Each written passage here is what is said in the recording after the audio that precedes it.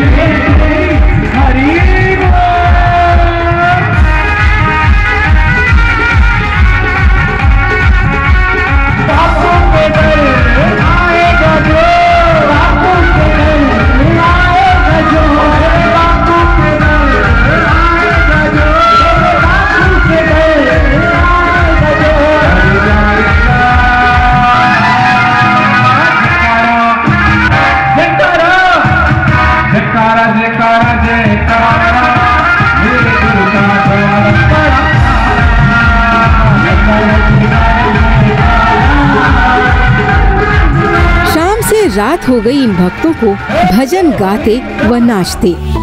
फिर बापूजी की चरण पादुका की आरती की गई।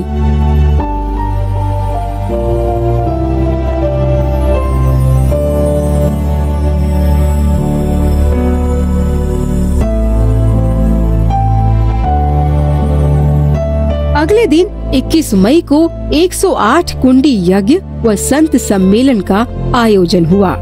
108 कुंडी यज्ञ में जब आहुतियाँ दी जा रही थी तो पूरा वातावरण ही देवमय हो गया था। ओम कुलदेवताभ्यो नमः स्वाहा।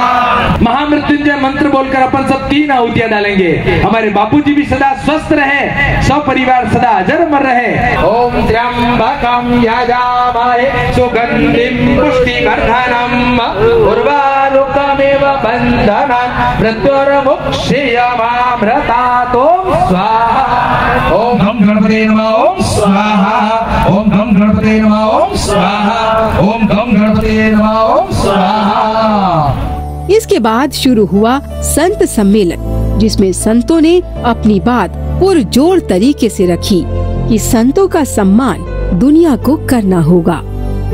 जब आपदाएं आती है, वो आपदाएं दूर करने के लिए हम बहुत से प्रयास करते हैं, न जाने कितने प्रयास करते हैं। लाखों रुपया हमारे पास होता है, फिर भी वो प्रयास हमारा निष्फल जाता है, क्योंकि सही ढंग से सही मार्ग से हम वो प्रयास नहीं करते। पर यहाँ आनंद होता है, दिल से आनंद होता है। पूज्य बापूजी, इनकी प्रेरणा से, इनके आशीर्वाद से यज्ञ का आरंभ यहाँ जलगांव में हुआ। आपदाएं आती है, जाती है, अकाल आता है, वो भी जाता है, लेकिन हमारे इस महाराष्ट्र में बहुत सी ऐसी जगह है जहाँ पानी की कमतरता है।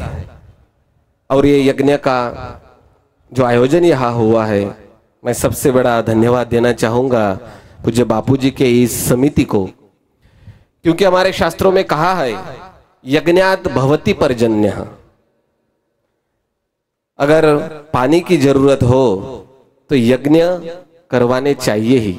हमारे ऋषि मुनियों ने, संतों ने ये यज्ञ का कार्य चालू करवाया, जिसके द्वारा अग्नि भगवान का मुख है और भगवान को ये आहुति दी जाती है, और जिससे चराचर सृष्टि में जो भी तत्व है उनको उनका पोषण होता है, और जो जरूरी तत्व है वो इस क्लाइमेट में भी तैयार होते रहते हैं।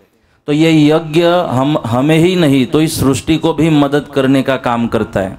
आज हम देख रहे हैं कि इन संस्कार संस्कृति को नेस्त नाबूद करने के लिए कई और से आक्रमण अपनी संस्कृति के ऊपर हो रहे हैं।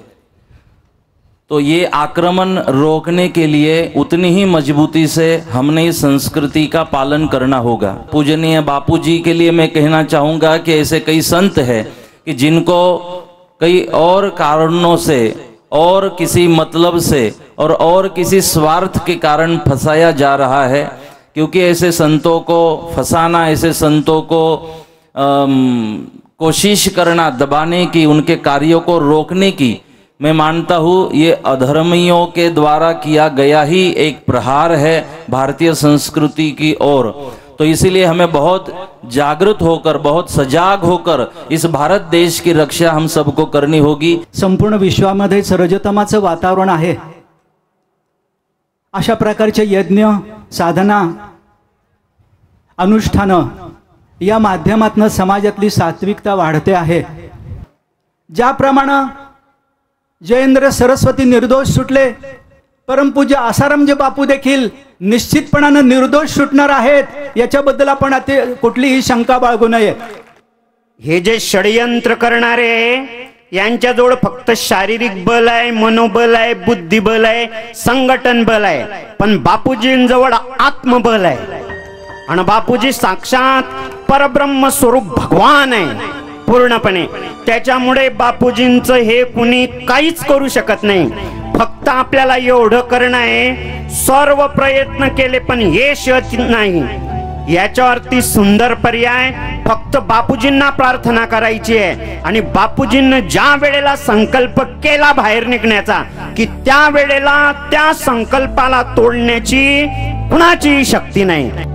कई लोग बोलते हैं कि साधक बिखर गए हैं। मैं कहता हूं जो बिखर गए हैं वो साधक ही नहीं थे, जो साधक हैं वो बिखरे नहीं हैं, वो तो पहले से ज्यादा निखर गए हैं।